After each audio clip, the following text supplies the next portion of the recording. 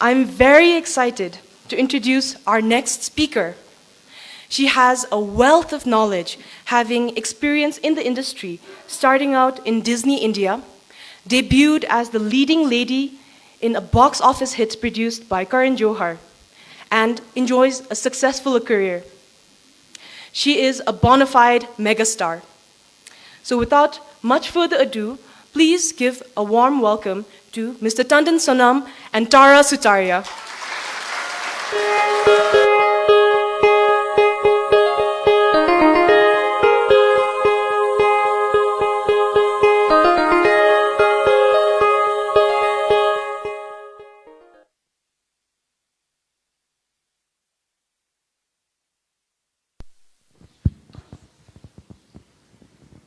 Your Majesty, with all due respect, can we begin with the session? Good morning, Your Majesty, and all the esteemed guests here today. I'm so thrilled and honored to have been invited. Thank you, Your Majesty. Bhutan Echoes already means so much to me, and I couldn't be happier. It's my first time in Bhutan, and the first of many to come. So thank you so much for having me. Lasla. Okay, now I will try to keep it very informal, and henceforth I think I'll get rid of the laws as well. This is the Bhutanese way of expressing our respect. Yes. But I was told to keep it very informal. So without further ado, here is a star of stars, and she comes from Bollywood, and thus her name is also Tara Sutaria. A round of applause for her. Yes. Okay, Tara, first of all, how's Bhutan treating you so far? You know, I always absolutely adored and loved Bhutan because our dear family friend Kelly, who has been so close to us over the years, has spoken with so much love and adoration of your absolutely beautiful and, well, perfect land. And I got here only yesterday, and I am so touched by the warmth of the people and by the love that has been shown to me and my friend. We are so happy to be here and to bring together our cultures and to bring together so much that both of our cultures stand for. I think that's what Bhutan Echoes is really about, an amalgamation of the arts, of literature, of like-minded individuals, of the young, like I see so many of you today. And Bhutan has been simply smashing, and I'm here for a few days, and I'm really looking forward to experiencing the music, the food, the people, and so much more. Okay, Tara. So now let me just jump into it and ask you the relevance and importance of art and literature in this modern world, because it is of paramount importance. I believe that art and literature contributes a lot in this modern world. Would you like to elaborate on this? Absolutely. You know, I grew up in a home that supported and promoted the arts from when me and my twin sister were about 2.5 years old. The first memories I really have of my childhood, it was a very unusual childhood, to be very honest with you. You know, most young children in India and through the world, they enjoy their childhood in so many different ways. But I feel really blessed and very fortunate to have had two parents that really supported our dream from the get-go, which was to be entrenched in the arts. So I remember very distinctly when I was about 5 years old, and any child's dream at that age is to go to their friend's birthday party or to enjoy things like that. I remember always choosing to go to, we have this wonderful center in Bombay where I come from called the National Center for the Performing Arts. It's the NCPA.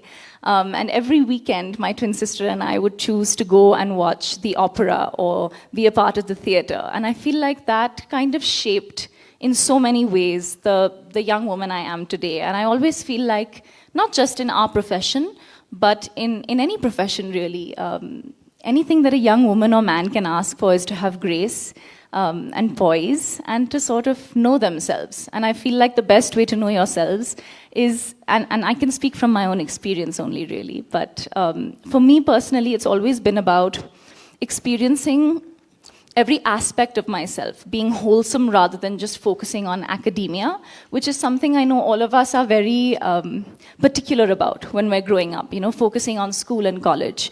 But for me, the way to become my true self and to understand myself and to see everybody's perspective and to be a wholesome human being, that has come from the arts, whether that's dance, whether that's music, the theater, and now film, of course. I have a twin sister, like I said, and we've been training in classical ballet and modern dance since we were 4 years old.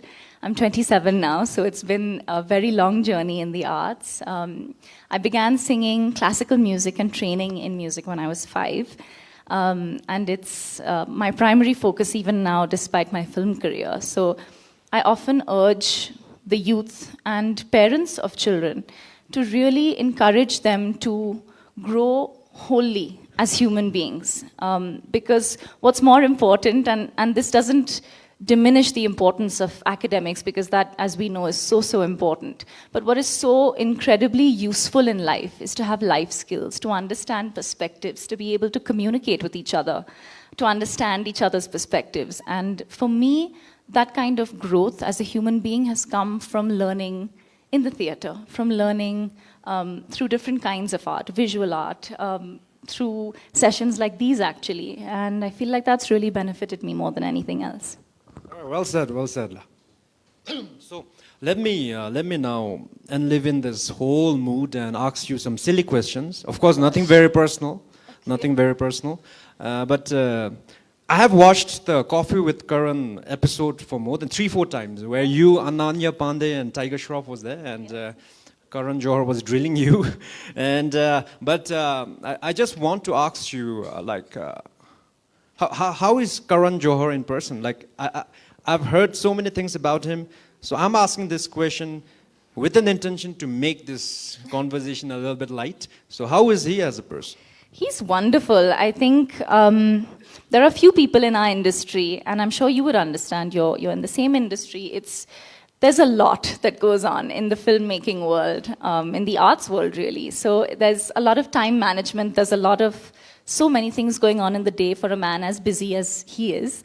But he's someone who has continuously given everybody his time. No matter what he's doing in the day, no matter he's directing, he's producing, he's doing television shows, like you said. But he's someone who's very mindful of his approach towards everyone in the industry, and that's something I've really learned from him, and I really appreciate. He was my guide and my mentor for my first film, so he means a great deal to me personally.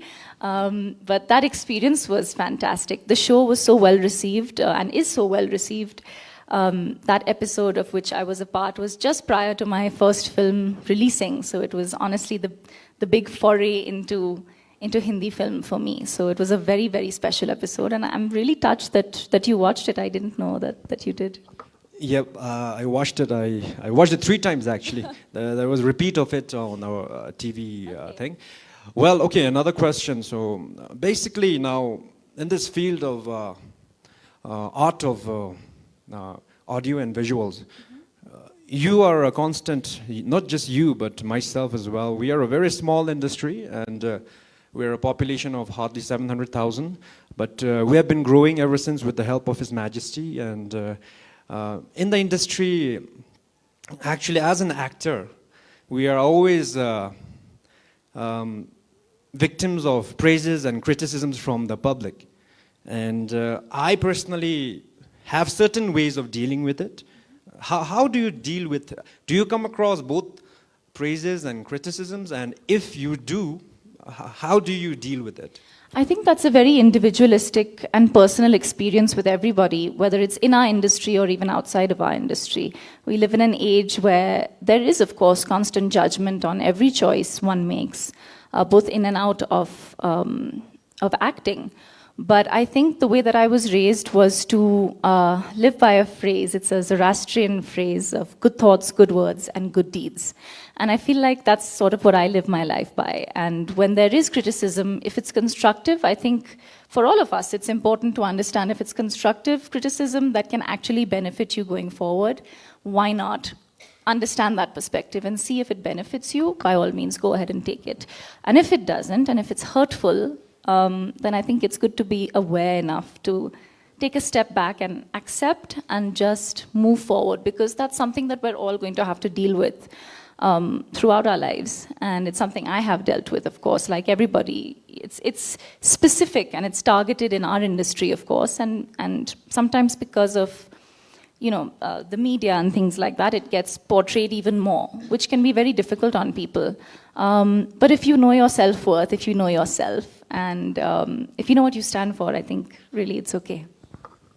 Well said, well said. And I think the way you crafted the answer was very meticulously wise, as in like, I gather you're very, very young, try. but the answer was very, very wise. And I also gathered that apart from acting, you're a versatile individual. I heard that you are a fantabulous singer. And at the end of the show, I think I would want to request you for, of course, at the end of the show. Okay. I would like to request later, I'll remind you as well. But how did you venture? I heard that from your young age, you were very much enthusiastic about singing. And how did you venture from singing to acting, like theater, singing, and then mainstream career in Bollywood? Well, all my life I've trained in music, and I've been a singer, a professional singer all my life. I only started acting in the movies 6 or 7 years ago with my first film. I always wanted to be a singer. I always, growing up, sort of loved the opera, which is a very unusual choice for a young person, but I absolutely adore it. And even now I'm very often listening to classical music, of course jazz, pop, R&B, the classics really. Music from the 50s, 60s and 70s specifically resonates with me. And that's the music that I enjoy singing as well. I used to host a lot of concerts in Bombay and across India. And my dream was always to be a singer, but life surprises you like it does, and it takes you by surprise, and it's wonderful. And I was doing a musical production when I was 16 till I was 18 called Grease. It's a very famous musical that I grew up loving. And I got to play the lead character of Sandy in that musical. And I remember getting a phone call right after one of the shows, and I was asked if I was interested in film acting, and that's something that I actually hadn't thought about, because I always thought I'd be in the theatre or performing musically. And I met Mr. Karan Johar, and I was still in college at this time, and my parents were very particular that I finish my graduation and focus on that as well. So he met me and he asked me if I would be interested and if I could read for Student of the Year 2, which was my debut film. And of course I was thrilled, and I read for the part and I got it. And I feel like my life kind of changed and things spiraled, and as they do, took you by surprise. And it was a truly wonderful experience. It's been 6 years now in the film world. And having been a part of the theatre world, the music world, the dance world, and now the film world, I feel extremely blessed and extremely lucky. It's what has got me here to Bhutan Echoes. And I hope to be a part of more events like this so we can talk about our different cultures and the similarities in our cultures and the art scene. There are very few people that talk about it, so I hope that we can continue having a conversation like this on a yearly basis, if not sooner, and I'm really looking forward to that. Okay, yeah, a round of applause, la. Yes, la. Okay, Tara. Let me bring up social media now. And in this modern world, I think social media can be optimistic or a pessimistic catalyst. And what do you feel about that? Are you very much active on social media? Of course, I am following you on Instagram, and please follow me back. All right. Jokes apart. So, are you active on social media, and what do you think, how you can manifest social media through art of acting? To be very honest with you, anyone who knows me knows I'm a very old soul, which is not very good in today's day and age, because I wasn't very good with social media till quite recently, but I've begun to understand it's a bit of an art as well. It's wonderful, like you said, optimistic in the way it's a boon and a bane in some ways. But I've begun to understand the wonderful way to communicate. Like, for example, today, I can't wait to post about my time here at Bhutan Echoes. It will bring light to a conversation that we're having that people in India might not even know we're having at this very moment. So it's great to communicate, to get through to people. I wasn't very good at it, to be very honest with you. I've been relatively introverted all my life. So for me to connect with people in another way, which was on social media, was very difficult in the first few years of my career. I've begun to understand it and, to be very honest with you, love it over the last few years. And I try my best. I think if you're organic and if you're real and you're yourself, then people understand you and what you stand for. And that's really what I try with social media. Okay. I personally feel social media, like you said, I totally second on your statement. I think if we know how to use it properly, it's a very good catalyst. So why not? Because in the olden days, of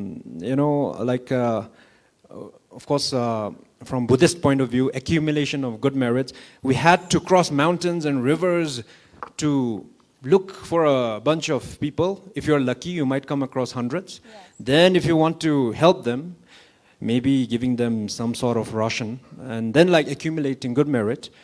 It's difficult to accumulate good merit back then, but now social media is accessible to millions of people, and I think it is a wonderful platform if you have a good aspiration to spread happiness and kindness, of course with an aspiration for the beneficial of other sentient beings. Okay, now let me delve into our literature question, another art. So, how does, because when it comes to theater, I know it's synonymous with discipline. Yes. And I hear from O'Kelly, you guys are a family, like as good as family, I gather, and he told me you are one of the most disciplined individuals in Bollywood. So how and why? And is it difficult? You are most flattering, Tandon. Thank you so much. I don't know if I'm the most disciplined. I've had plenty of co-actors who are far more disciplined than I am. But that's what I was trying to say earlier, is classical ballet, classical music that I've trained in, these sort of things, if you start at a young age and you inculcate that sort of behavior of basic discipline that any classical dance form or music form or art form will teach you, whether that's timings, whether that's about how you put yourself together before a class, just the basics in life. It sets you up and props you up for anything that you really have, whether it's a job interview, whether it's in our profession, whether it's in any profession. It's helped me so much the way I carry myself in a room, the way that and I've been told this, I don't mean to sound vain at all, but I've been told that there's a certain grace and poise that my twin sister and I possess, and I only credit that to my parents' very wise thinking when we were young, that ballet would provide us with the kind of tools that we would need as young women and young men, you know.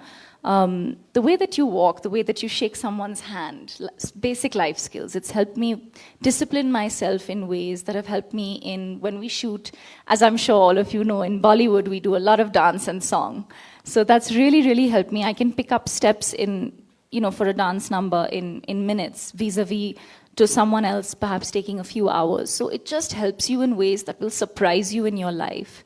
And that's why I'm such an advocate of the arts, because everybody's promoting academics more than enough. Nobody's really talking about how the arts can help the youth and help you in your adult life in myriad ways that you won't even know when you're young. I recognize that in retrospect when I think about my youth, that where did this benefit me? I can't think of one area of my life that the arts hasn't benefited me. And so I'm very grateful for that. Okay, Tara. Okay, another. Can you please give a round of applause, la? And because I want to keep it very, very lively, la. So I was told to keep it lively. Yes. And Tara, now let me ask about art, in Bollywood and Bhutanese films. And we're a very young industry, and but we are growing at a rapid pace. And is there any prospect of some sort of amalgamation and coming together between Bollywood, of course, led by yourself, and Bhutanese films, because we are a very, very small industry, and India and Bhutan has been known for our friendship, and in a very genuine and sincere way. And of course, it's going to be difficult, but do you see any prospect or where we can come together? Perhaps not necessarily myself, no.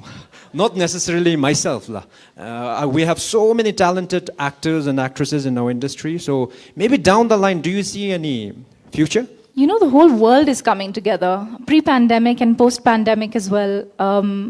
I think we've all noticed a coming together of countries and, you know, the East and the West meeting, and I would be only too thrilled if we could do something together, hopefully a musical. I hope to be able to sing, you know, in your languages. I believe there's a myriad languages I hope to learn very, very soon, because I hope to come back to Bhutan very soon.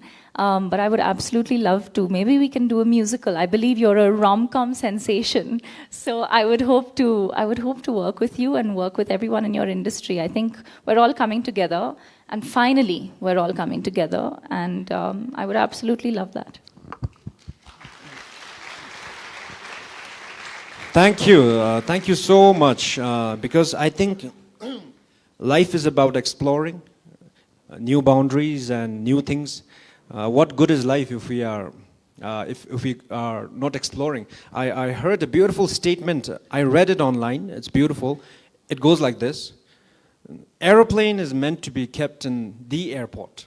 Basically, airplanes are meant to be kept in the airport.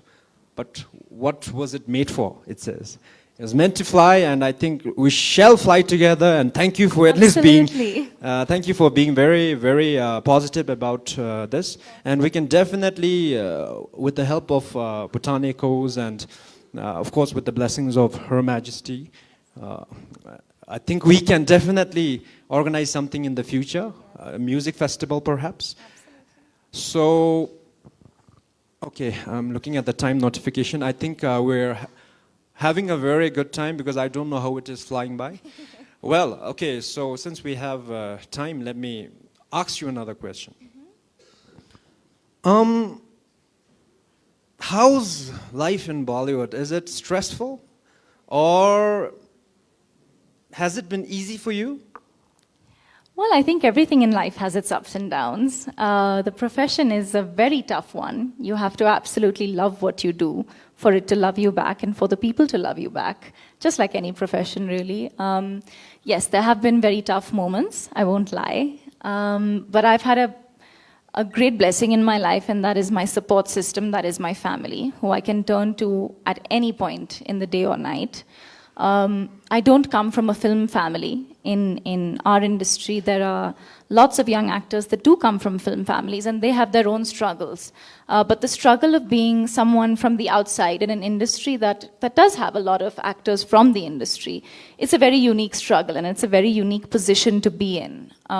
But I'm with the help of a lot of good people in my life and a lot of blessings in my life, I've been able to forge ahead, even in the tough moments, and I'm very lucky for that. In fact, coming to Bhutan yesterday, I realized, and it sort of reinstated my faith in a lot of things. I think I needed this perspective to be with your people, your wonderfully kind and generous people. You know, Bombay is there's a lot of hustle and bustle. There's a lot of talk all the time. It's a very crazy city, which is one thing I love about it most. But it can become a lot. So coming to Bhutan, it's a slower way of being. It's a better way of being. But it's been so wonderful. So thank you so much for having me. And no, really, thank you so much, Your Majesty. It's been an absolute privilege for me. Thank you. Okay, yeah, well said. Okay, so we're talking about Mumbai. Tandon, sorry, a lot of young friends here would like to ask some questions to Tara, if that's possible. Oh, definitely, la. I was waiting for the queue, but I never got it. Okay, la, definitely, yes, definitely. And can I start with one? Yes, la, Charmi, yes. Go ahead, la. Thank you so much. It's been a pleasure hearing you, Tara. And a lot of a lot of our kids here, and sure in this room as well, are very interested in the arts. I'm into the arts as well, but there is, a difference between arts and the entertainment, and of course at some point it comes together. Hearing you, I feel there is an artist inside of you, and that now there is an entertainer as well. How do you sort of distinguish this? Does the artist inside you feel that the art is missing when you're made to do things that would be specially for entertainment and not for the arts? And what would be your message about this for all our young people here? Thank you. Thank you for your question. I think it's very important to recognize in the movie business, it's very important to recognize what you want to stand for in the industry. Everybody has their niche, everybody has their strong points and their weaknesses, of course. For me personally, I grew up loving the work, the art, the actual meaning of it.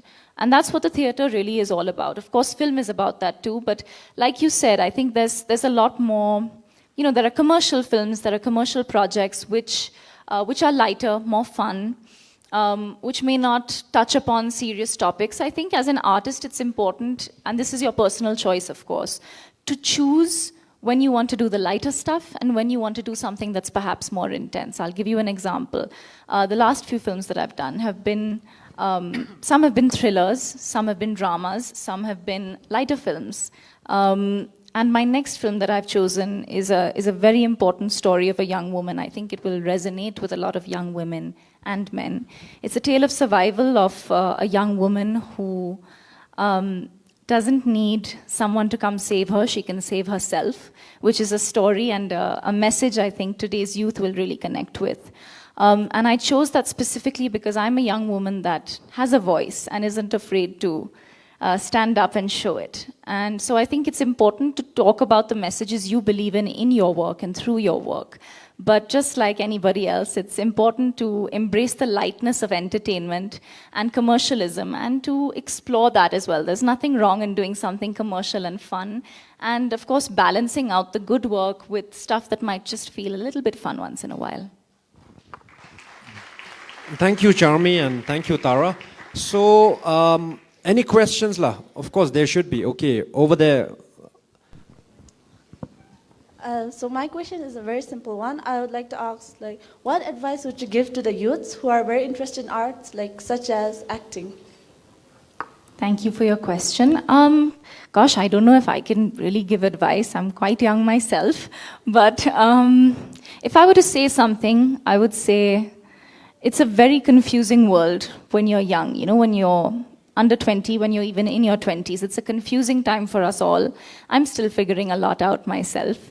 But I think it's very important to recognize that in a world that may try to twist your beliefs, change your values and your morals, stand by who you really are. And I don't mean this in a cheesy way at all. I mean this truthfully, having experienced a lot in the recent few years in my line of work. And as a young working professional and as a woman, I can say this very strongly. I have stood by my beliefs no matter what the world has thrown at me. And while that might be a tougher approach to stand by what you believe in, it's just the right thing to do. So in today's world that is fleeting and ever-changing, please stand by what you believe in, no matter what is thrown your way. Okay, well, very, very well crafted. So we'll have a few more questions. Okay, right at the back, over there. Can somebody get a mic over there?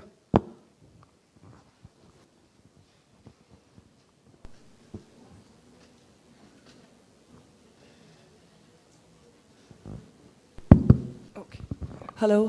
Okay. Hi, everyone. My name is Yande. Welcome to Bhutan. My question is I don't know.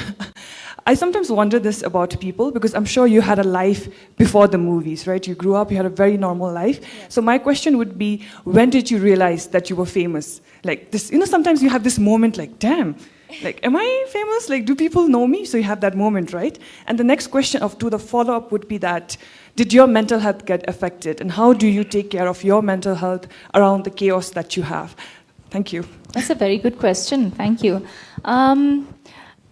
gosh, I don't know when I realized I was well known. I think, before I began my film career, I was the ambassador for Disney in India. And Disney is a brand and a company that I think we've all loved at different ages and stages of our lives.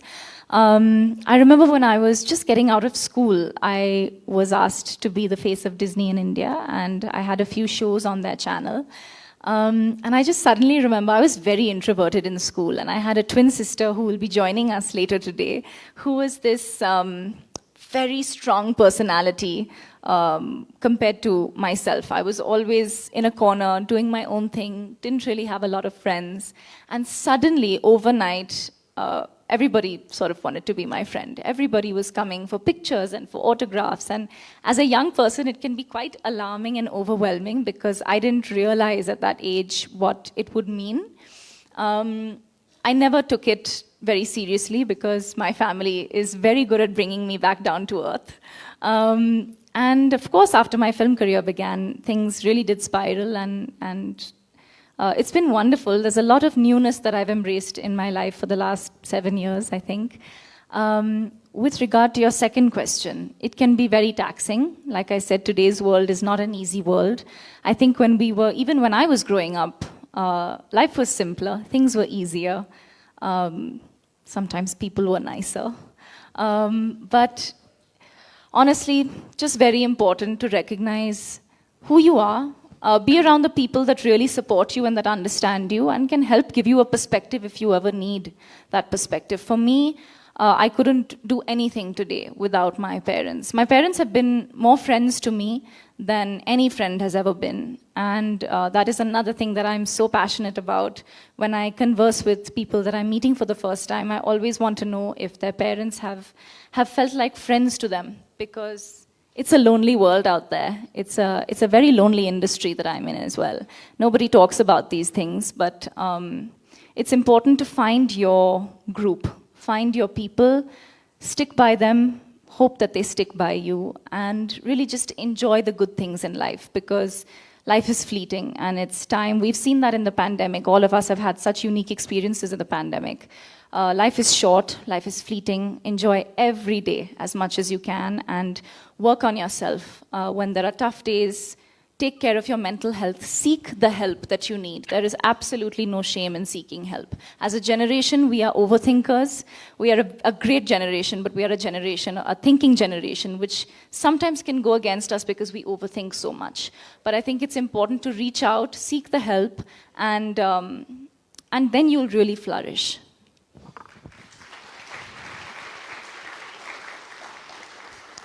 Well put, and you have mentioned family, parents multiple times, and an individual who has that sort of gesture for their parents and family, that person can never go wrong. And I think now I am getting the cue for ending the session. So before I end it, I don't forget.